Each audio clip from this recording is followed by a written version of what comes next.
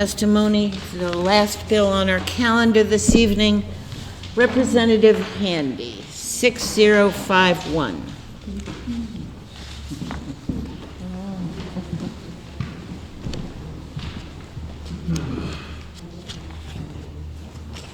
Thank you, Madam Chair, members of the committee, and I want to praise Judiciary again. And you guys have had a lot of long nights. I've had a few, but I've got a lot of appreciation for. I have always had a lot of appreciation for the challenge that this committee sometimes provides in terms of length and struggling with that along the way. And just a big fan of dogs, including pit bulls, along the way. I think they do get a really bad rap along the way. So I'll just move to my more key piece here. I think if you look at the resolution I have there, it probably, you have the idea of what the intent is there. With decisions like the Citizens United decision by the U.S. Supreme Court, I really am concerned that money is really taking over speech in many ways, in my mind. I know I spoke with Steve from the ACLU. I know he's going to be against it, but we were talking about that discussion, that point about what, well, just again, clarify here, this is would put before the voters a amendment to the Rhode Island Constitution, essentially to assert that money is not free speech. That's the biggest piece about it. There's some other aspects, like, for instance, that corporations do not have constitutional rights. They're not considered people under our law here in Rhode Island.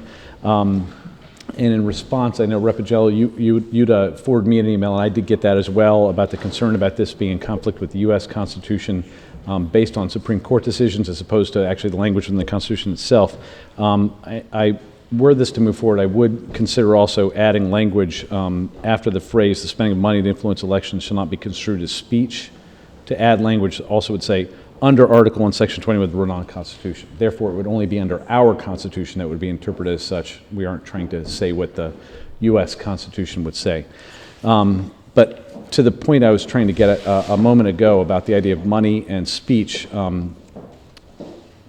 with all due respect to my friend from the ACLU, Steve there, the notion here to me that money is speech along the way, I suppose you can make an argument that it is, but that doesn't mean that it should be treated on the same level as other speech. I think in the end, when we get to a place where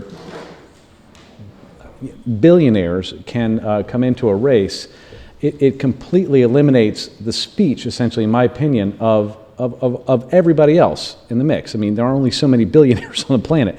But even again, when you get to those other points on the way, and so I think it's really vital that it's vital to our democracy, I think, that we respond to this. And that's one of the reasons why I think that this, something like this would send a message.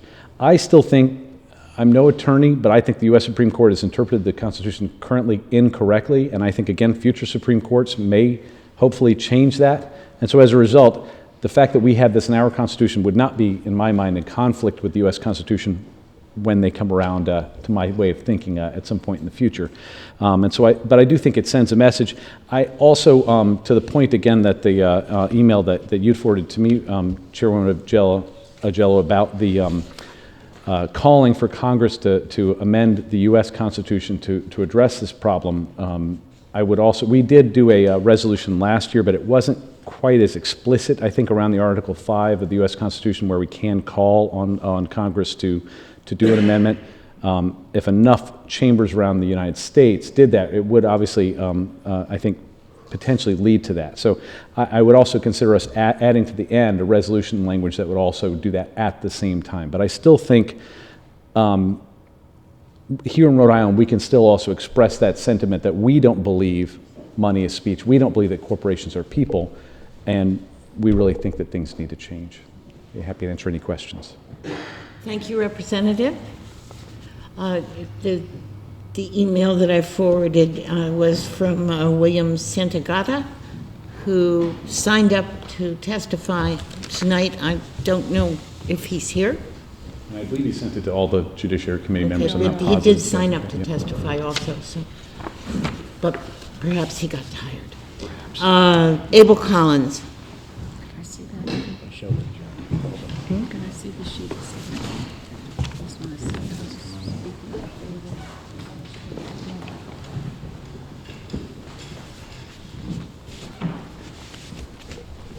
Thank you, Madam Chair. members of the committee. Special thanks to Representative Handy for sticking it out tonight and being here to introduce the bill and introducing the bill, of course, for your consideration. Special thanks also to the members on the committee who have co-signed this groundbreaking legislation. I am here tonight as in my new role as the chair of the new affiliate of the Move to Amend Coalition.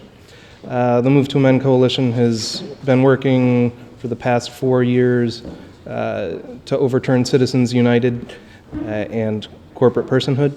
We've gathered 250,000 signatures around the country to reverse the decision at the national level.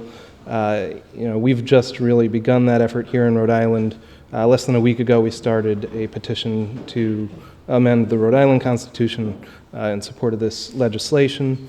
Already we've gotten 550 signatures from the Rhode Island public on that petition, and I imagine we'll get many more. This is an important issue to people around the country. I am not a lawyer either.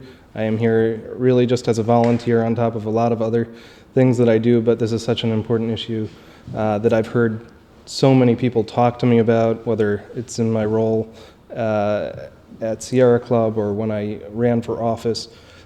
People are losing faith in our democracy and our democratic institutions because they feel like their voices are being drowned out by all the money in politics. And we need to take steps to get rid of the problem.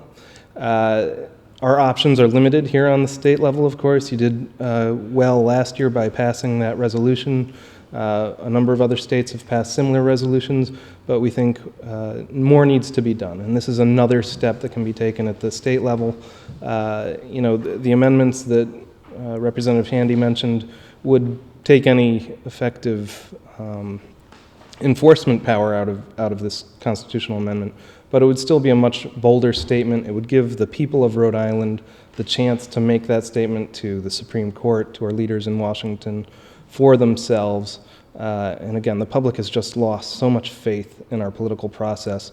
And to give them a question on their ballot that says, are corporations people, and the ability to refute what is widely regarded as a terrible decision would mean a lot to the people of Rhode Island. And I think it's, when you look at the Constitution, there is no mention of corporations. Corporation does not appear once in the Constitution.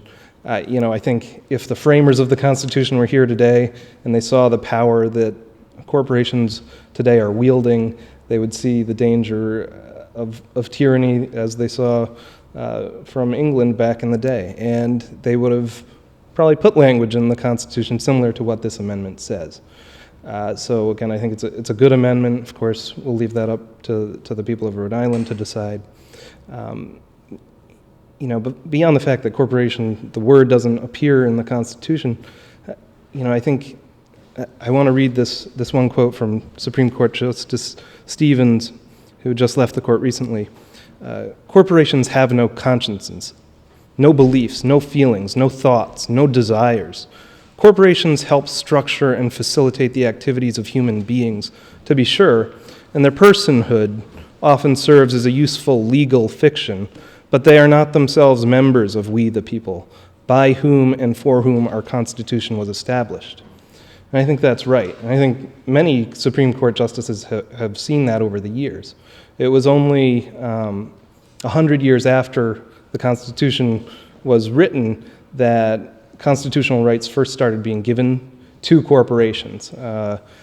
The Supreme Court decided to grant 14th Amendment right protections to corporations, and over the century and some since then, they've started giving them more and more of the other constitutional protections in the Bill of Rights.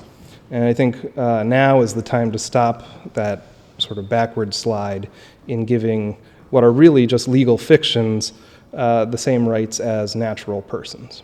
When we talk about those rights, those Bill of Rights, we talk about natural persons, or we talk about inalienable rights. And I think you could not look at a corporation and say that it is natural. It's something that's a product of law and something that people enter into with agreement from the state. You could not say that by taking our rights and imposing them, or transitioning them to corporations, that our rights are any longer inalienable. You have alienated our own rights and given them to another type of, I wouldn't call a being, an organization. So for all these reasons, I think it's critical that we set this out in our own Constitution, become a model for the rest of the country, and be the first. And thank you for your consideration. I hope you will consider passing this legislation. Thank you, Mr. Collins. Christopher Curry, Rhode Island MoveOn.org.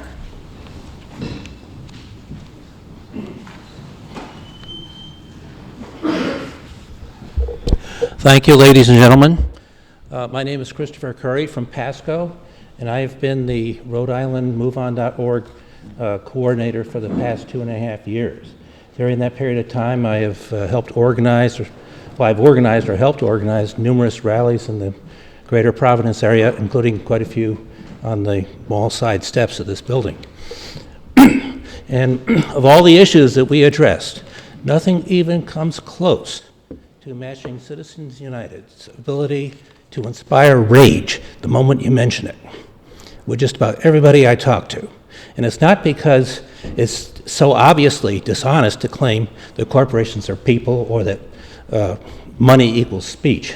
It's because they consider the 5 justices of the Supreme Court who made that ruling to have violated their oath of office by unconstitutionally establishing a framework that lays the groundwork for a takeover of our government by multinational corporations.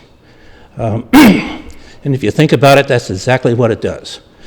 And you can see the money flowing and influencing, moving our government to being more and more subordinate to multinational corporations.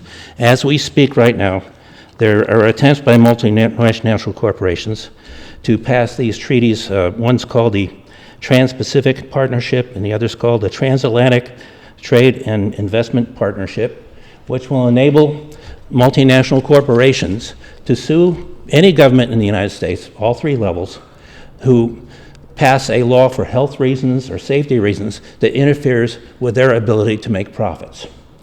And this is a total subjugation of basically our entire governmental structure to multinational corporations.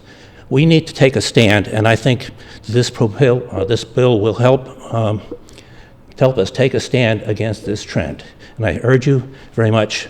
Well, one more point I'd like to make is if you consider that most of you know that there was an accident in Bangladesh in which over 900 people were killed in a poorly constructed building that collapsed.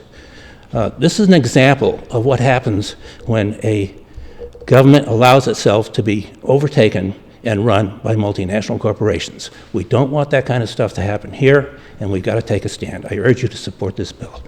Thank you. Thank you, Mr. Curry. Gail Taddeo, move to amend. Thank you, ma'am. My name is Gail Taddeo. I'm with Move to Amend, and I live in Chepachet. I'm a retired heating technician. I spent more than 3 decades in the industry, and I've been volunteering with nonprofit organizations for 35 years. And over the years, I've been involved in many issues, and I've heard people express their opinions on many issues, whether it be housing, healthcare, energy, so on and so forth. And in the recent past, the issue that comes to me the most is greed. Greed. People say to me, right now what I do is, I'm semi-retired. I'm retired from the heating industry, but I open a Quickie Mart in the village of Chepachet every morning at 5 o'clock. So I deal with the commuters that come through there. And these are people that read the newspapers, pay attention to the news.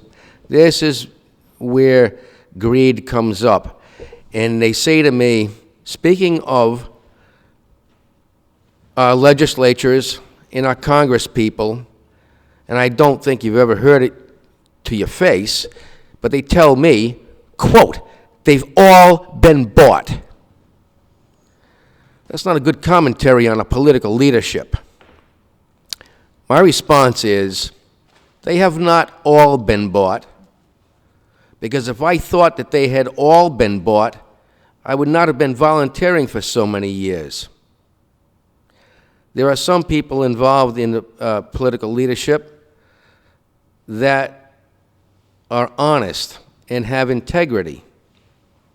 And it's an uphill battle against all the money that's being shoveled into politics. I think it's time that this goes on the ballot so that the people of Rhode Island can decide if we should continue to have money in our elections, and if so, should it be regulated? But I think that's a people's decision, so I'd appreciate you folks passing this bill, and I thank you for your time. Thank you, sir. Stephen Brown from the ACLU.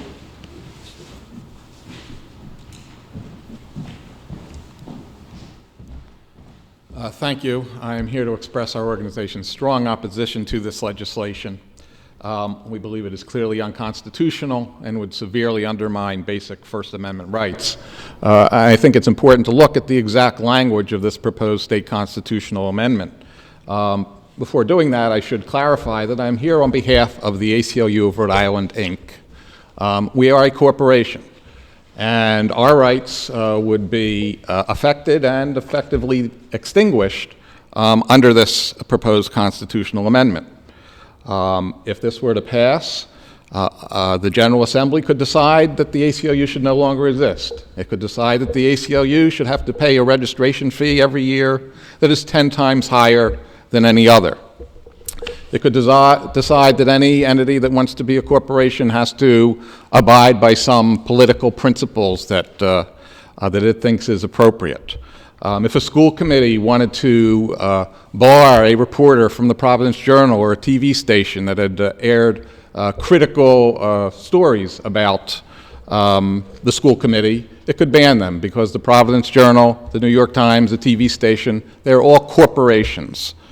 I've heard this a lot, this money is not speech. That's a very catchy slogan, but it really simplifies a much more complicated issue. Money is not necessarily speech, but it certainly facilitates a lot of speech and is necessary to facilitate a lot of speech. It doesn't cost anything to stand on a sidewalk and speak or go into a park, but if you want to prepare a flyer and get 50 copies made at Kinko's to express your opposition to this constitutional amendment, it costs money. And to just say money is not speech and therefore it can be regulated is to say that the General Assembly could say you cannot spend money if it's to be used to prepare a flyer on a political issue. These are some of the realities of the language in this bill. This is not just about Citizens United. I understand it's a controversial decision. It deserves a lot of discussion and debate, but we think that our state constitution would be demeaned and diminished by adding a provision like this into what is a very important document designed to protect all of our rights. I'll be glad to answer any questions. Thank you, Mr. Brown. Robert Mallon is signed up as part of a member of Progressive Democrats of America, not speaking but in support of the legislation. Michael McCarthy signed up in support of the legislation. Diane Zentner signed up in support. Thomas Capobianco signed up in support. For those watching on TV, at some point in the future, it is now almost 25 of 11 on Thursday evening, May 9th. John Marion, Common Cause.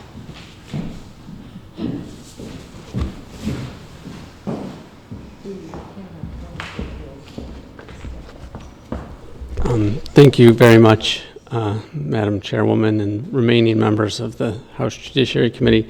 Common Cause, we didn't sign up in support or opposition because we haven't had a chance, or my board hasn't had a chance to weigh in on the specific language. This was only introduced fairly recently. However, we have taken a position on Citizens United as a national organization and trying to do something about the ruling. Again, actually, our national organization hasn't taken a position on specific language. We supported the resolution, the ceremonial resolution you passed last year, and we promoted those in a number of states, and they've now passed in quite a number of states, including Rhode Island.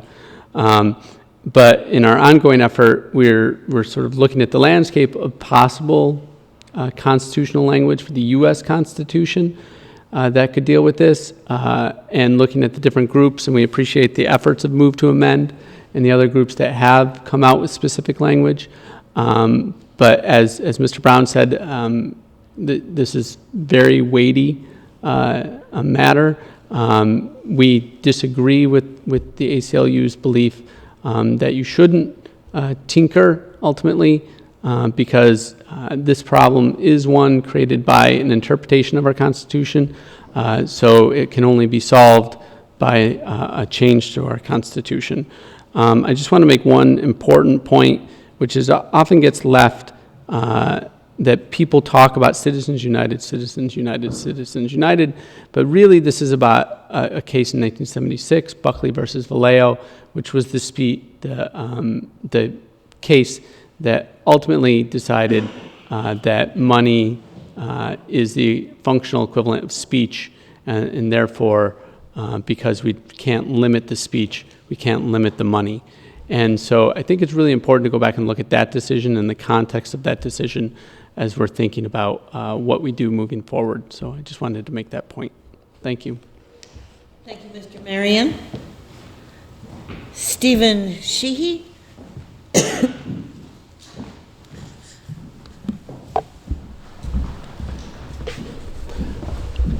Thank you, Madam Chair and members of the committee. My name is Steve Sheehy, and I am the chair of the Rhode Island chapter of the Sierra Club. And thank you for allowing me the opportunity to speak tonight. The Sierra Club urges consideration of H. 6051 to include language reserving the right of personhood for natural persons. The ability of moneyed interests to influence our government should be regulated to protect citizens' voice in the public sphere. Citizen political speech is already being curtailed in the corporate-owned media, and the drowning of free speech in elections with money by large groups effectively silences alternative viewpoints. Some elected officials seek donors with the most money to give in order to remain competitive with their opponent. More often than not, private citizens do not possess the funds and thus the influence to gain candidates' attention. I liken it to walking into the Providence National Bank building facade on Weybosset Street, only to discover the institution has been hollowed out. Our political and governing systems are being dismantled and are keeping our sights on where the next infusion of revenue will come from in order to win. Something has to give in this situation. Sierra Club is clear in its opposition to the U.S. Supreme Court's Citizens United decision. By having unchecked amounts of election cycle contributions going to candidates without disclosure, it decreases the dedication of representatives to constituents in favor of money interest. The political power shifts away from voters to money interests, reducing the quality and diversity of political candidates, while decreasing the public trust in the power of voting and public interest lobbying. As part of the Sierra Club Board of Directors statement on the Citizens United ruling, the Rhode Island chapter of the Sierra Club urges the committee to allow debate to reject the Citizens United ruling by revoking personhood from entities not classified as natural persons, for example, voters. This issue deserves bold and decisive action, as our system of government is for we the people, not we the moneyed interests. Rhode Island should get in front of this issue. Our state was founded by independent thinkers who were not afraid to be contrarians to the dominant paradigm of the time. We should make a stand to say, my country is for the people and by the people, and not for sale to the highest bidder. Sierra Club makes the connection between allowing access to government, especially in regards to promoting issues of environmental health, sustainability, and enjoyment, as well as its inherent environmental connection to social justice issues. I urge you to consider Bill H. 6051. Thank you. Thank you, Mr. Sheehy. William Santagata has submitted written testimony in opposition with suggestions of an alternate route. Randall Rose signed up in support. Michael Puyana, Rhode Island Tea Party.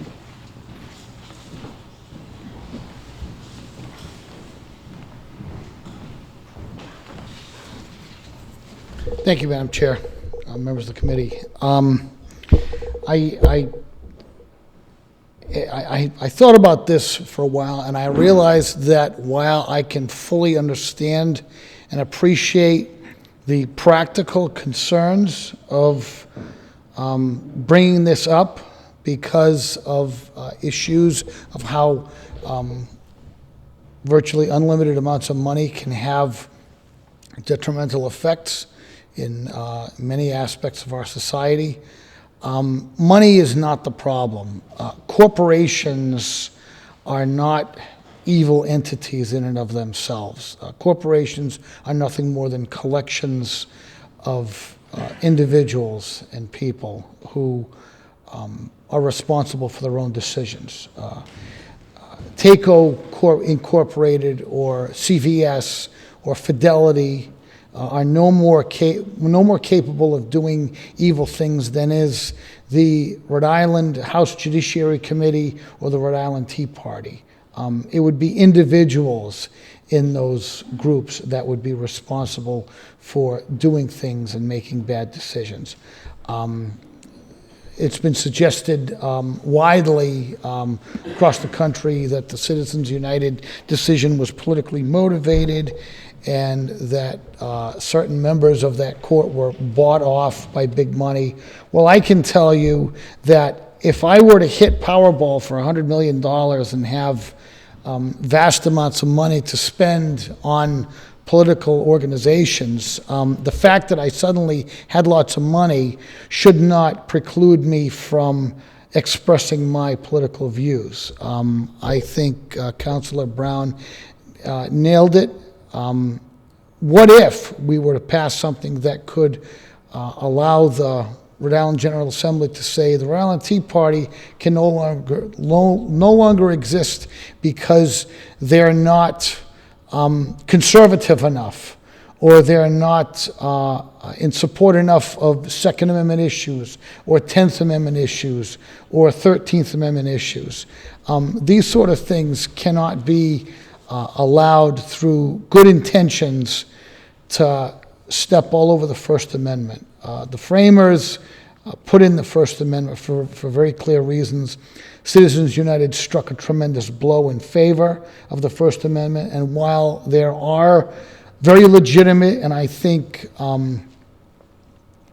reasonable concerns that are raised because of unlimited amounts of money, stepping on the First Amendment is a slippery slope that we cannot walk onto. And that is the reason why, for philosophical reasons, we have to oppose this. Thank you. Thank you, Mr. Puyana. Nick Katkovich signed up in support of the legislation, not wishing to speak. Jerry Bell Ayer of the Rhode Island Progressive Democrats.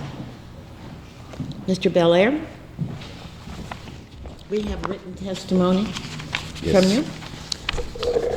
Thank you, Madam Chair. I'm going to make this very short, even though I'd like to make it very long. I'm